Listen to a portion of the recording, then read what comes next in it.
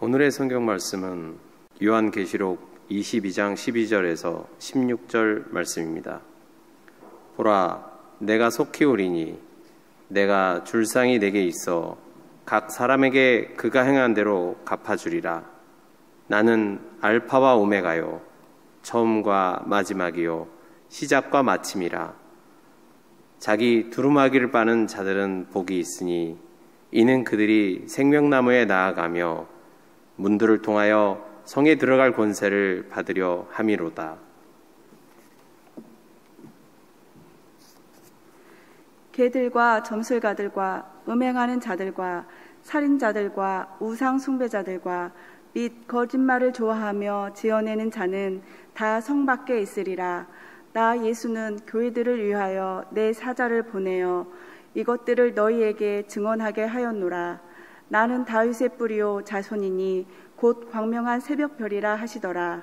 이 말씀은 살아계신 하나님의 말씀입니다. 우주 만물을 운행하시며 역사를 주관하시는 하나님, 2021년 한 해를 보내고 2022년 새해를 맞이하며 주님 앞에 나옵니다. 오늘 주시는 말씀을 통해 우리를 향한 하나님의 뜻을 깨닫게 하여 주시옵소서. 예수님의 이름으로 기도합니다. 아멘.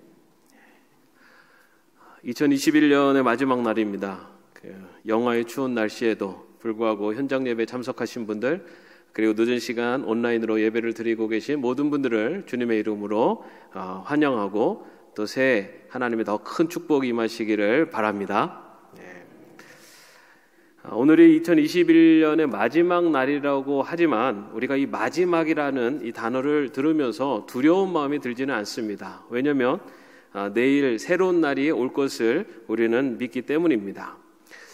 그런데 여러분, 오늘이 진짜 내 인생의 마지막 순간이다, 내가 오늘 이 날이 마지막 날이라고 그렇게 그런 날이라면은 과연 어떤 마음으로 이 시간을 보내시겠습니까? 오늘 본문이 요한계시록의 말씀입니다. 아시는 것처럼 요한계시록은 이 세상의 마지막 날에 일어날 여러 징조들을 기록하고 있습니다. 이번 전교인 성경 통독을 참여하신 분은 이 요한계시록에 기록된 그런 종말에 있을 아주 무시무시한 그런 심판에 대한 기록들을 이미 읽으셨을 것입니다. 그런데 이 요한계시록은요, 종말에 대한 많은 그 종말에 일어날 많은 사건들을 기록하고 있지만 이 종말에 일어날 심판이 무섭고 두려운 것이라는 것을 전하는데 그 목적이 있지 않습니다.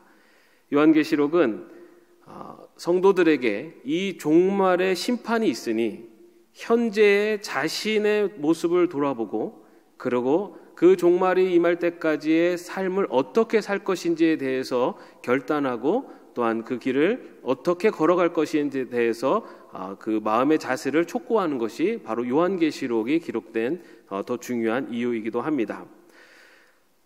다시 말해, 다시 오실 예수님, 그 예수님을 맞이할 때 그 예수님을 심판의 주로 맞이할 것인지 아니면 구원의 주로 맞이할 것인지를 항상 생각하며 그 마음으로 살아가라라는 것이 요한계시록이 전하는 말씀입니다. 그래서 오늘 본문 12절 말씀에 보면요, 주님은 이렇게 말씀을 하십니다. 보라, 내가 속히 오리니 내가 줄 상이 내게 있어 각 사람에게 그가 행한 대로 갚아주리라. 예수님께서 상을 주시기 위해서 다시 오시겠다라고 분명히 말씀을 하십니다. 그런데 여러분, 예수님께서 상을 주시는 기준이 무엇이라고 말씀하고 계십니까? 그가 행한 대로 갚아주리라. 여기서 행함이라는 것은요, 행위 또는 실천, 행동이라는 뜻을 갖고 있습니다. 여러분, 우리가 알기로는 주님은 믿음을 보고 판단하신다고 그렇게 생각을 하고 있었는데 오늘 말씀을 보니까 행한 대로 갚아주겠다라고 말씀하고 계십니다. 여러분, 이 말씀을 듣고 주님이 오신다라는 이 주님의 오심에 대해서 어떤 마음이 드십니까? 오케이, no problem. 주님 어서 오십시오. 행한 대로 판단을 받겠습니다. 이런 마음이 드십니까? 아니면 안 됩니다. 아직은 아닙니다. 이런 마음이 드십니까? 마지막 날 주님이 주시는 상이 어떤 이에게는 두려움이 될 수도 있고요, 또 어떤 이에게는 기쁨이 될 수도 있습니다. 그런데 오늘 말씀에서 보면 그 판단의 기준이 행한 대로 갚아주시겠다라고 말씀하고 있습니다. 여러분, 그런데요, 성경에는 행한 대로 갚아주신다라고 하시는 말씀이 여러 군데 기록되어 있습니다.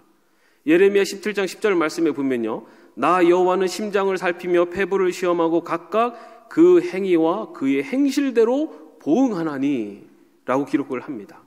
또 로마서 2장 6절에서는 하나님께서 각 사람에게 그 행한 대로 보응하시되 라고 되어 있고요. 베드로전서 1장 17절에는 외모로 보시지 않고 각 사람의 행위대로 심판하시는 이를 너희가 아버지라 부른즉 너희가 나그네로 있을 때를 두려움 지내라 라고 그렇게 기록되어 있습니다. 사랑하는 여러분, 지금까지 살아온 인생을 돌아볼 때 행한 대로 갚아주시겠다라고 하시는 이 예수님을 기쁨으로 맞이할 자신이 있으십니까? 대답이 없으시네요. 그럼 조금 더 줄여서 2021년 이 지난 한 해를 돌아볼 때 행한 대로 갚아주시겠다라고 하시는 이 주님을 자신 있게 맞이할 자신이 있으십니까? 네, 침묵을 지키시는 노코멘트 신 것 같아요. 저 역시 한 해를 돌아보면서 정말 행한 대로 갚아주시는 주님이 오신다면 정말 그 주님을 내가 기쁨으로 맞이할 수 있을까라는 데에서 사실은 주저가 됩니다. 한 해를 돌아보면은 정말 하나님 앞에 부끄러웠던 모습도 많았습니다. 또 주님께서 행한 대로 갚아주시겠다라고 하는 이 기준으로 저에게 잣대를 들이대신다면 저는 주님의 얼굴을 볼 면목도 없을 것 같습니다. 그런데 여러분, 우리 주님은요, 우리의 그런 연약함을 너무나 잘 아십니다. 그래서 오늘 14절 말씀에 우리에게 이렇게 말씀을 하십니다. 자기 두루마기를 빠는 자들은 복이 있으니 이는 그들이 생명나무에 나아가며 문들을 통하여 성에 들어갈 권세를 받으려 함이로다. 여기서 이 두루마기는요, 주로 외출할 때 입는 겉옷, 긴 겉옷을 말합니다. 요한계시록 6장에 보면요, 하나님께서 성도들에게 흰 두루마기를 주셨다라고 그렇게 기록하고 있습니다. 따라서 이 요한계시록에서의 이 두루마기라는 것은 성도들과 관련이 되어 있습니다. 그런데 여러분, 오늘 본문 말씀을 보시면 자기 두루마기를 입은 자라고 하지 않고 자기 두루마기를 빠는 자들이 생명나무에 나가며 문들을 통하여 성에 들어갈 것이다 라고 그렇게 이야기하고 있습니다. 에덴 동산에 존재했던 생명나무에 나아가고 또 새 예루살렘 성에 들어간다는 것은 바로 하나님의 나라에 들어가게 된다라는 것을 말합니다. 따라서 이 두루마기를 빠는 자들이 바로 하나님 나라에 들어갈 수 있다라는 것입니다. 우리는 예수님을 구주로 믿고 영접하는 순간 주님이 주시는 두루마기를 입고 하나님의 백성이 된 자들입니다. 믿으십니까? 그러나 여러분, 우리가 예수 그리스도를 믿고 영접했다고 해서 우리가 완전히 의로운 자로 변한 것이 아닙니다. 우리에게는 여전히 죄성이 남아 있습니다. 그래서 우리는 알고도 죄를 짓고 모르고도 죄를 지으며 살아가고 있습니다. 그렇게 죄를 지을 때마다 우리가 입은 이 두루마기가 점점 더러워져 가는 것입니다. 여러분, 지난 며칠만 돌아보더라도 남에게 상처를 주는 그런 일도 있었고, 때로는 하나님께서 기뻐하지 않으시는 말과 행동과 생각을 했던 우리들의 모습도 있습니다. 어쩌면 오늘 예배를 드리고 돌아가는 차 안에서 또 다툴 수도 있습니다. 그렇게 우리가 입은 두루마기는요, 우리의 연약함과 우리의 죄성 때문에 계속해서 더러워집니다. 여러분, 그런데 옷이 더러워지면 어떻게 해야 합니까? 빨아야 됩니다. 오늘 본문에서는 하나님의 백성들은 자기 두루마기를 빠는 자들이라고 그렇게 표현을 하고 있습니다. 게다가 여기서 이 빨다라고 하는 단어가요, 현재형으로 되어 있는데 이 헬라어에서 현재형이라는 것은 반복을 의미합니다. 따라서 하나님의 백성은요, 두루마기를 입은 것으로 끝나는 것이 아니라 입은 두루마기가 더러워질 때마다 그것을 빠는 자가 하나님의 백성이라는 것입니다. 우리 죄로 인해 더러워진 두루마기를 계속해서 빨아내는 것, 자신의 잘못이나 지은 죄가 있으면 계속해서 하나님 앞에, 주님 앞에 회개하고 나아가는 것, 그것이 바로 성도들의 모습이라는 것입니다. 빨래라는 시가 있습니다. 제가 좀 읽어드리겠습니다. 초록빛 물통 가득 춤추며 일어나는 비누 거품 속에 살아있는 나의 때가 울며 사라진다. 나는 참 몰랐었다.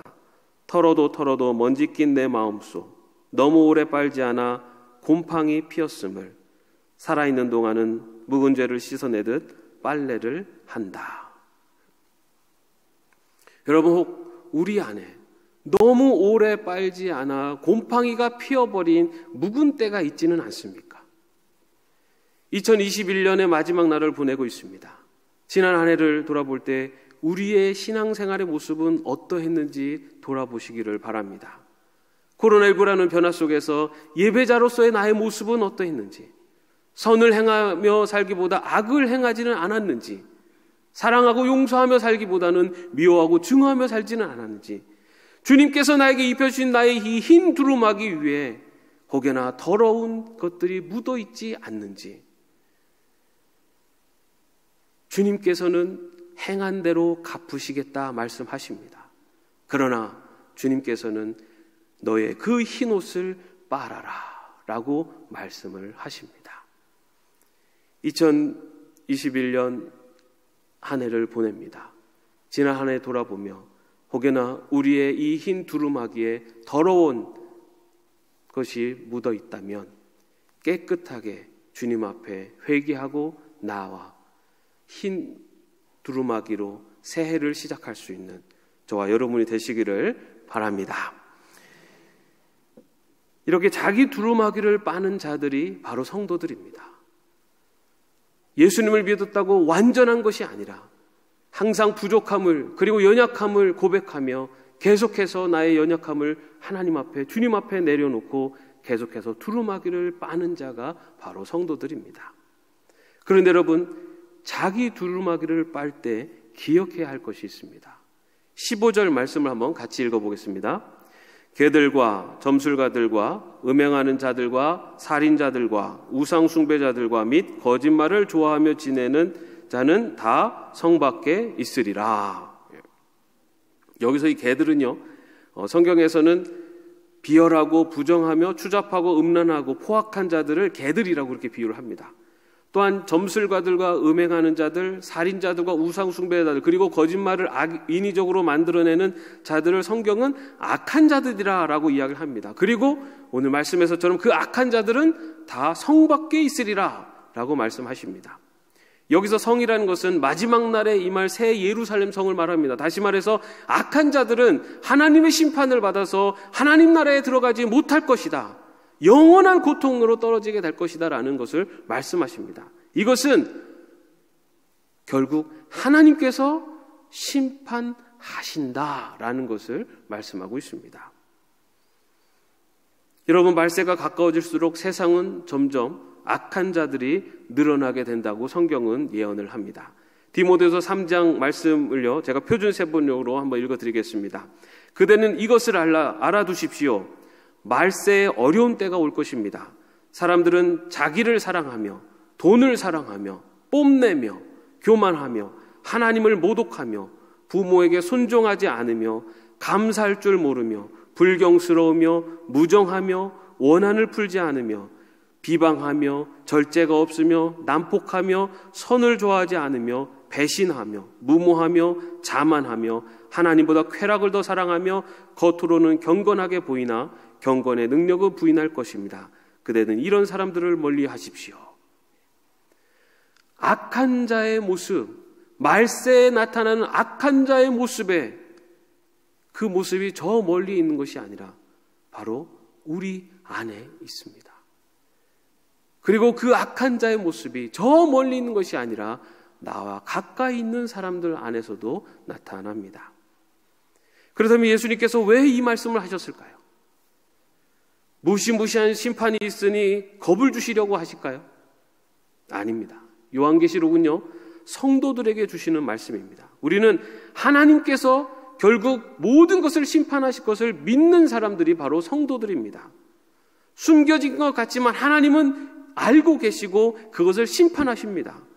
지금은 보여지지 않지만 하나님은 결국 그것을 심판하십니다. 우리는 하나님이 심판하시는 분임을 믿는 자들입니다. 그렇기 때문에 하나님이 심판하시는 하나님을 믿는 자는 타인에게 잘못한 것이 있으면 용서를 구하고 화해를 이루기 위해서 노력해야 합니다. 시간이 지나면 잊혀지겠지 생각하면서 아무렇지도 않은 척 지나간다고 내가 잘못한 것이 사라지는 것이 아닙니다. 드러나지 않았다고 해서 내 잘못이 없어지는 것이 아닙니다. 나의 잘못에 대해서 하나님은 결국 물으실 것입니다. 그래서 예수님께서는 마태복음 5장에서 예물을 제단에 드리려다가 형제에게 원망 들을 만한 일이 생각나거든 먼저 가서 형제와 화목하고 그 후에 와서 예물을 드리라 라고 말씀을 하십니다. 또한 심판하시는 하나님을 믿는 성도는요, 누군가 나에게 잘못한 사람이 있다고 악을 악으로 갚아서도 안 됩니다.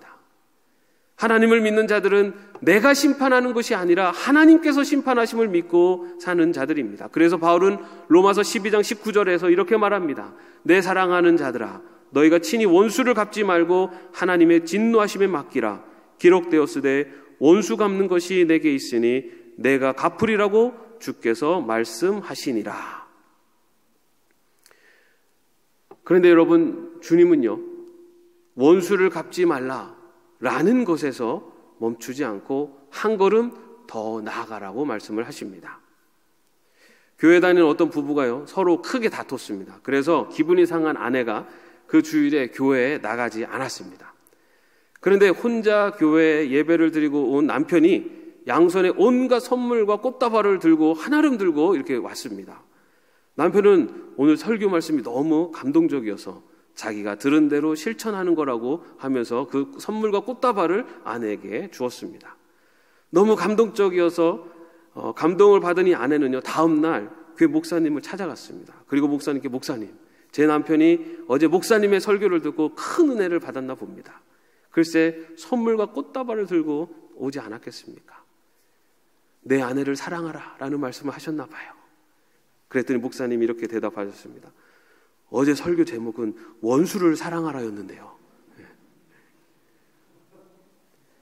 여러분, 가장 가까이 있는 사람이 원수일 때가 있습니다. 네.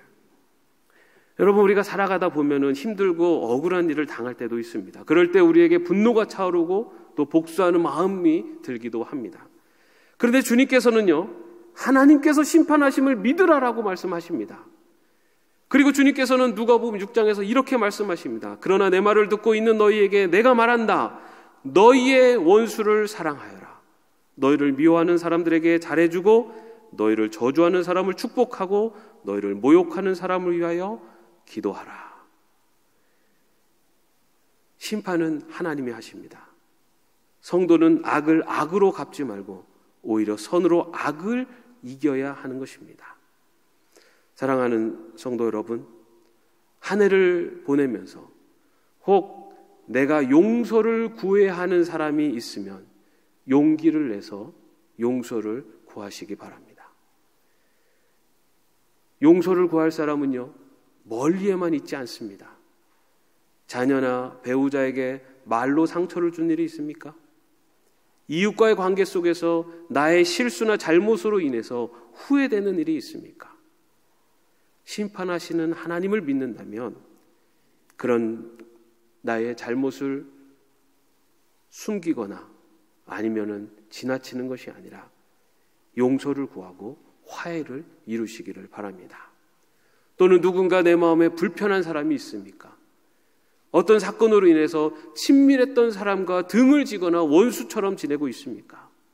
심판은 하나님께 맡기고 그 사람을 위해서 기도하고 마음에서 용서하며 한 해를 마무리할 수 있기를 바랍니다.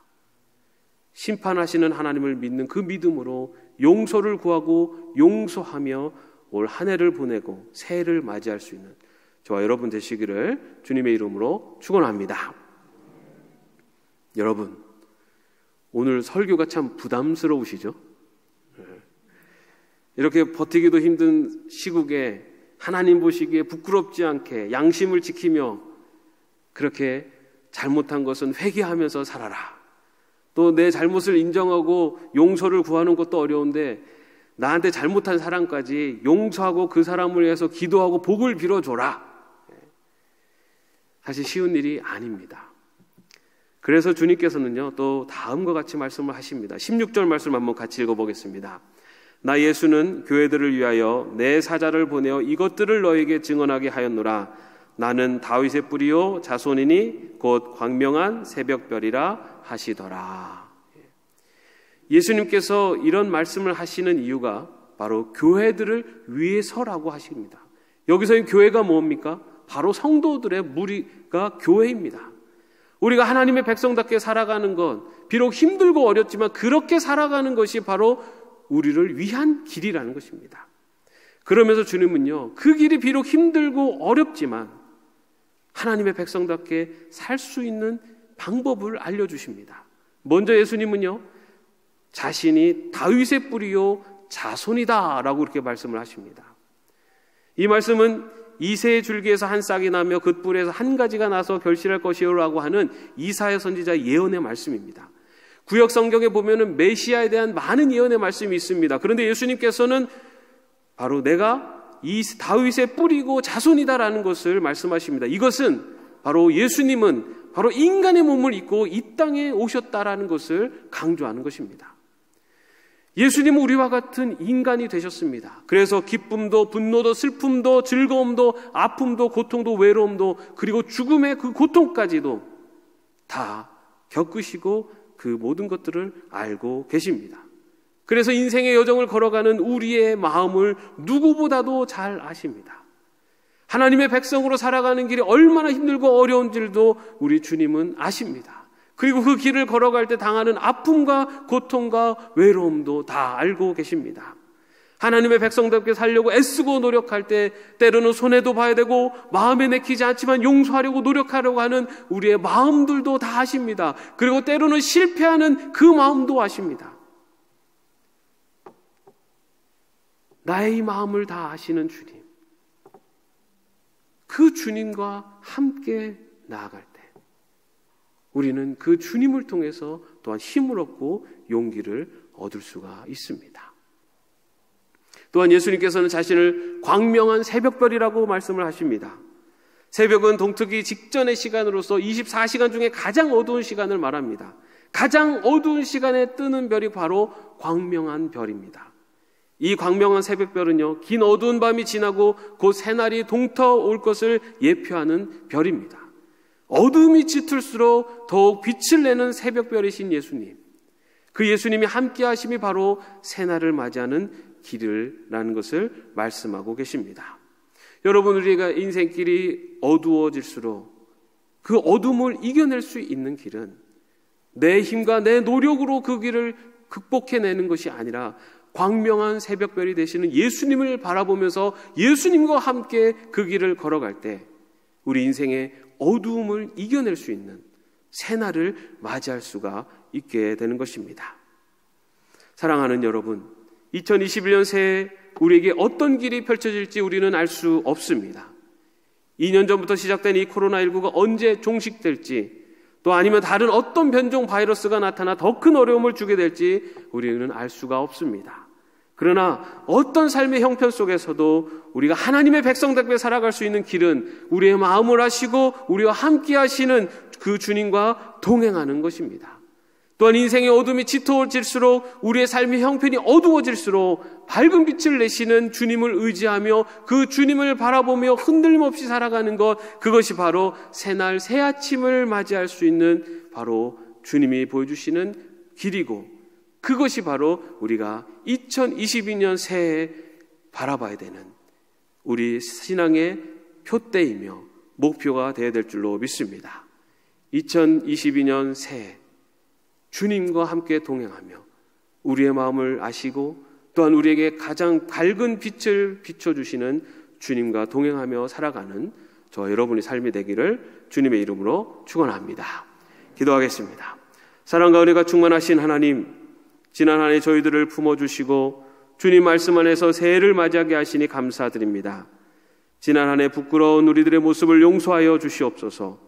혹 누군가에게 잘못한 일이 있다면 용서를 구하는 용기를 주시고 심판하시는 하나님을 믿으며 원수까지도 용서할 수 있는 저희들이 되게 하여 주시옵소서. 비록 하나님의 백성으로 살아가는 이 길이 힘들고 어렵지만 우리의 마음을 아시고 새날로 인도하시는 주님과 동행하며 살아가는 저희들이 되게 하여 주시옵소서.